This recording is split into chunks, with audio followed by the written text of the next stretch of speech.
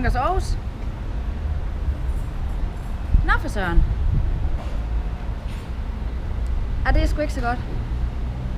Nej, bare rolig. Jeg fikser den. Godt. Hej. Ja, så må vi hellere komme afsted, Simon.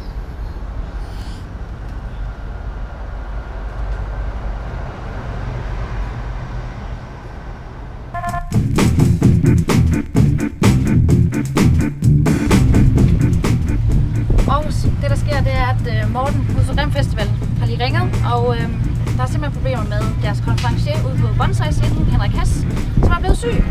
Det duer ikke, når man skal være på festival her i weekenden. Så jeg beder om en hjælp, og jeg kører sgu lige ud og ser, om vi ikke kan få den stakkels mand på rækken igen.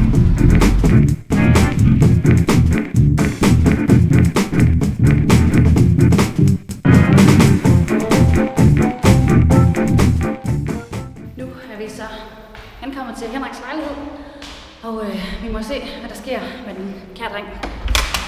Hallo? Hej. Det lyder ikke godt.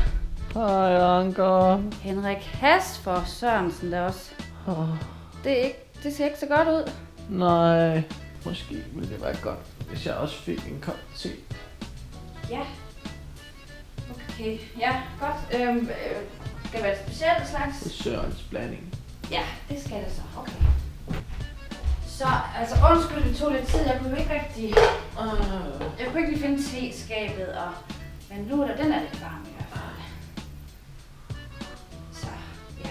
Men så... Det er ikke frisørens blanding. Nej, det Det er Pickwick. Vil du sidde her lidt? Jeg falder i søvn. Ja. Det kan du tro, jeg vil. Jeg har ikke andet, jeg skal. Anker?